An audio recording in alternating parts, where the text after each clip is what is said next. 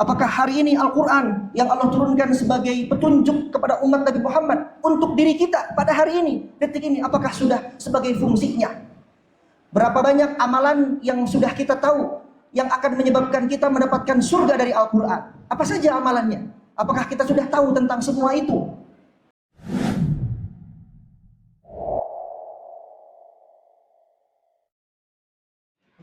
Alhamdulillah. Alhamdulillahi Rabbil Alamin. Wal aqibatu lil muttaqin. Wala udwana illa 'alal zalimin. Asyhadu an la ilaha illallah wahdahu la syarika lah. Al-ilahul haqqul mubin. Wa asyhadu anna Muhammadan 'abduhu wa rasuluh. As-sadiqul wa'dil amin. Ayyuhan nas ittaqullaha ta'ala faqad fazal muttaqun. Haitsu qala jalla fi 'ula يا أيها الذين آمنوا اتقوا الله حق تقاته ولا تموتن إلا وأنتم مسلمون. Hadirin jamaah Jumat rahimani Allah wa iyyakum ajma'in. Untayan puji serta ungkapan syukur mari kita panjatkan kepada Allah Subhanahu wa taala, zat yang telah memberikan kita kenyamanan dalam menjalani kehidupan, kenikmatan dan keamanan yang tidak Allah berikan kepada sebagian hamba yang lain yang tinggal di muka bumi ini. Salawat dan salam kita sampaikan kepada Nabi Muhammad sallallahu alaihi wasallam, sosok yang kita rindukan, sosok yang kita harapkan akan memberikan syafaat di hari kiamat kelak, di mana beliaulah sallallahu alaihi wasallam orang atau sosok yang akan meminta izin kepada Allah Subhanahu wa taala agar dimulainya hari kiamat atau hari pembalasan. Mudah-mudahan dengan banyak mengucapkan salawat kepada beliau sallallahu alaihi wasallam, kita semua dimasukkan oleh Allah Subhanahu wa taala kepada umatnya yang akan selamat di dunia dan di akhirat. Amin ya rabbal alamin. Hadirin jamaah rahimani Allah wa iyyakum ajma'in. Seringkali kita bertanya kepada saudara kita, bagaimana kabar kalian? Bagaimana kabar Anda? Bagaimana kabar kamu? Maka kita menjawab, sehat walafiat, alhamdulillah, sehat jasmani dan sehat rohani. Namun ketika kita bertanya kepada diri kita sendiri, bagaimana kabar antara hubungan kita dengan Allah Subhanahu wa taala? Apakah baik-baik saja? Bagaimana kabar kita dalam mengikuti tuntunan Rasulullah sallallahu alaihi wasallam? Masih sedikit atau sudah banyak atau sudah sempurna atau masih kurang atau minim bahkan? Bagaimana kita ketika ditanya, apa kabar Anda dengan Al-Qur'an? Berapa banyak ayat yang sudah dihafal setiap harinya? Berapa ayat yang sudah dibaca?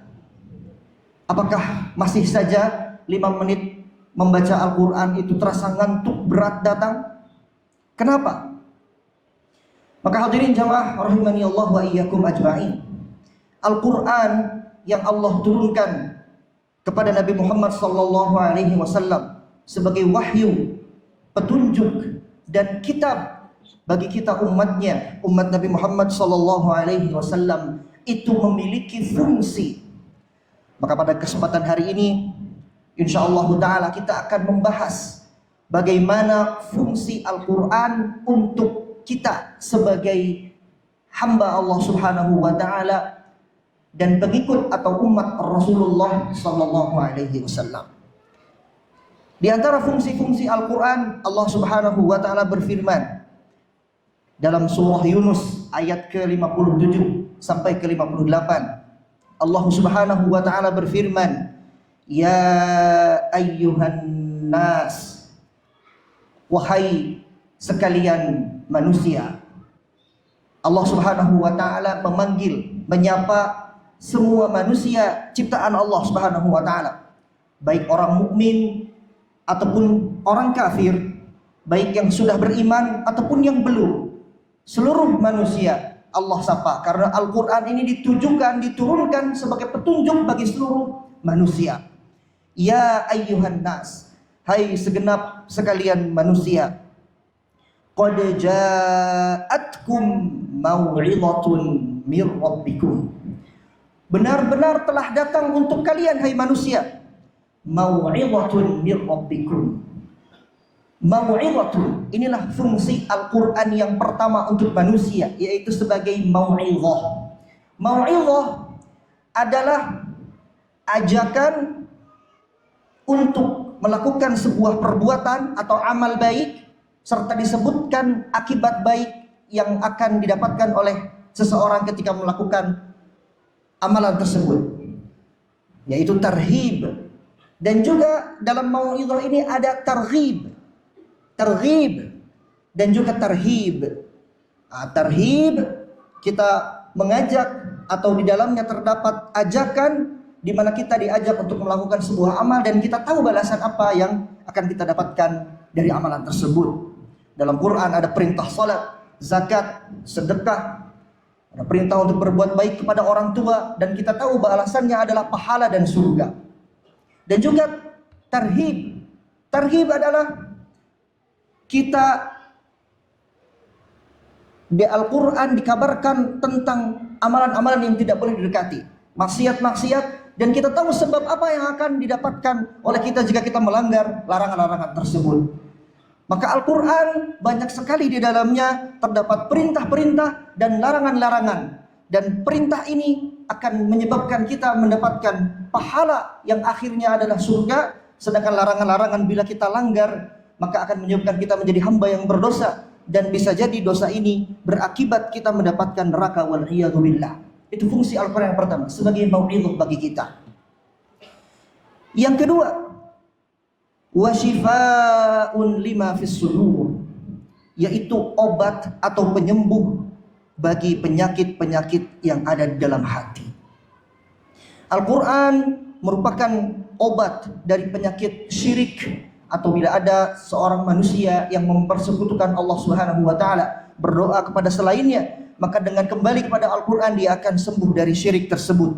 Al-Quran merupakan obat dari penyakit nifaq. Nifaq atau munafik adalah menampakkan kebaikan, menampakkan Islam, menampakkan soleh, kesolihan, namun di belakang, di dalamnya hatinya buruk. Dia tidak suka terhadap Islam dan ajaran-ajarannya. Wal'iyadzubillah, dengan kembali kepada Al-Quran maka bisa menyembuhkan hati kita dari penyakit nifaq.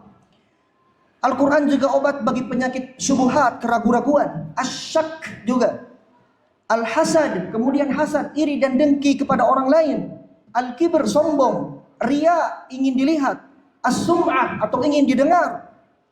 Semua ini adalah penyakit hati.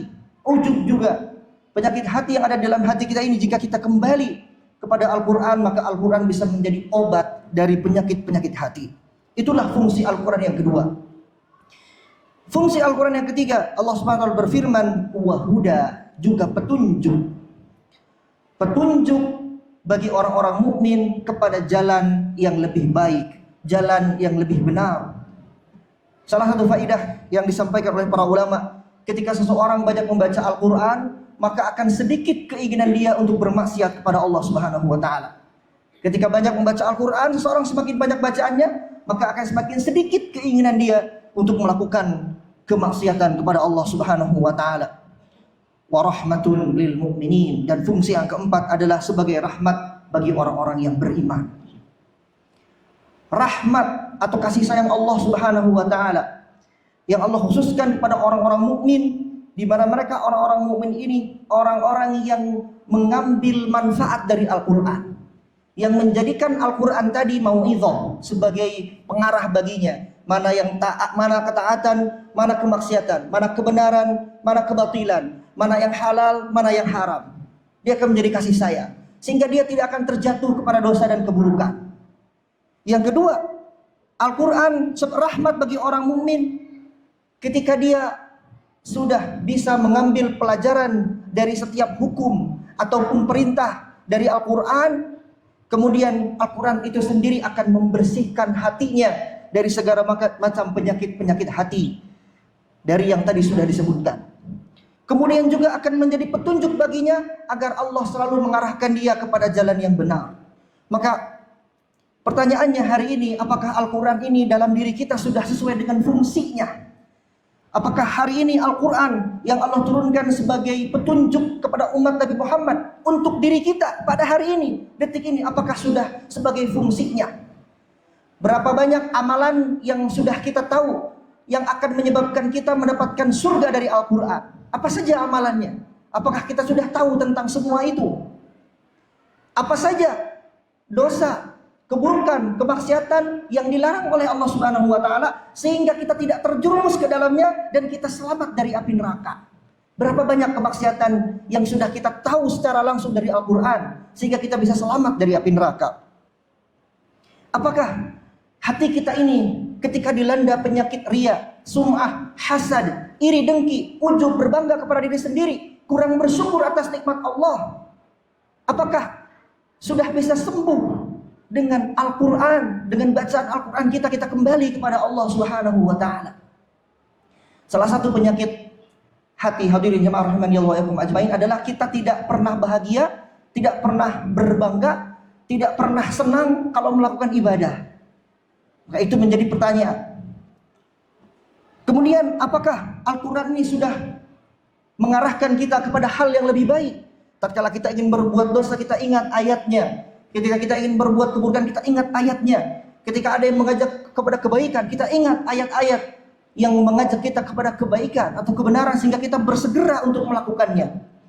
Maka hadirin jamaah rahimani Allah wa iyyakum ajmain, mari kita sama-sama untuk berintrospeksi diri sendiri, diri masing-masing, bagaimana keadaan kita atau hubungan kita dengan Al-Quran. Apakah Al-Quran ini sudah semesti mana fungsinya untuk manusia, terkhusus untuk orang-orang mukmin yang diturunkan kepada mereka Al-Quran. Barakallahu li wa lakum fil Qur'anil azim wa nafa'ani wa iyyakum bima fihi minal ayati wa dzikril hakim wa taqabbalallahu minni wa minkum tilawatahu innahu huwas samiul alim.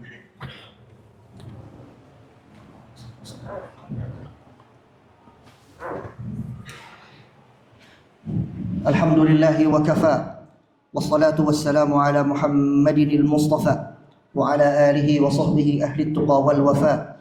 Ashhadu an la ilaha illallah wahdahu la syarika lah wa ashhadu anna Muhammadan abduhu wa rasuluh. Wa ba'd, fa ya ayyuhal hadirun, hadirin jamaah Jumat rahimani Allah wa iyyakum ajma'in. Pada ayat ke-58 Allah Subhanahu wa taala berfirman, setelah Allah menyebutkan lebih kurang ada 4 fungsi Al-Quran bagi manusia, terkhusus bagi orang-orang mukmin, sebagai mau'izah, pemberi nasihat atau pemberi peringatan. Yang kedua sebagai obat bagi penyakit-penyakit hati.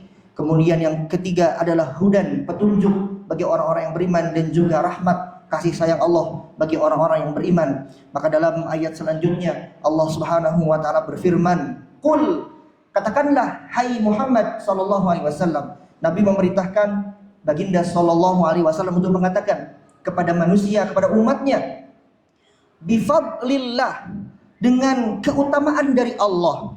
Para ahli tafsir menyebutkan keutamaan ini adalah Islam, wa birahmatihi, dan dengan rahmatnya yaitu Al-Quran.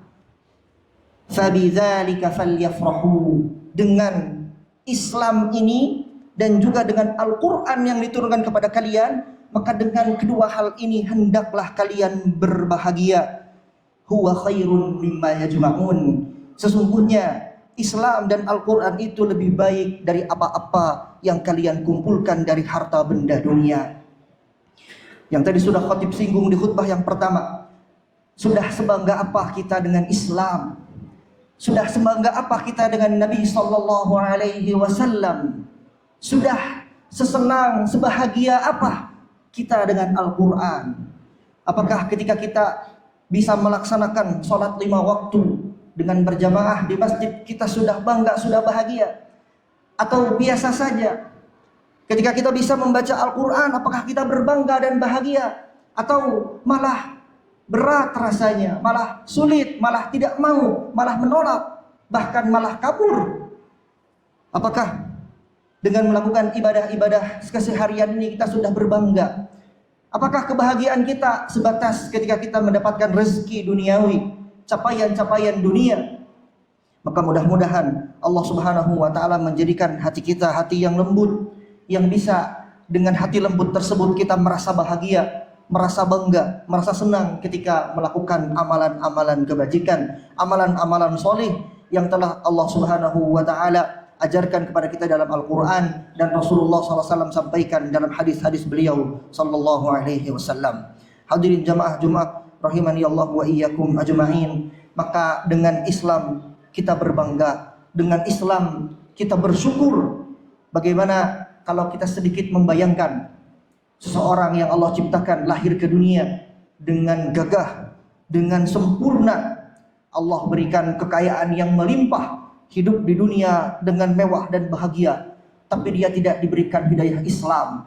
Ketika ia wafat atau meninggal dunia, tidak membawa Islam, datang kepada Allah Subhanahu wa taala, tidak diterima, dan ujung-ujungnya waliyadzubillah akan dimasukkan ke neraka. Maka keadaan apapun yang kita alami di dunia ini, sakit, sulit, tersiksa, terbelenggu dengan kesulitan-kesulitan, sabar. Itulah yang bisa kita lakukan selama iman dan Islam ada di hati. Itulah dua nikmat yang tak bisa terbayarkan oleh apapun. Bayangkan Allah, waliyadzubillah, kalau Allah cabut kenikmatan Islam ini, di mana kesempatan orang mukmin, orang muslim untuk memasuki surga sangat besar.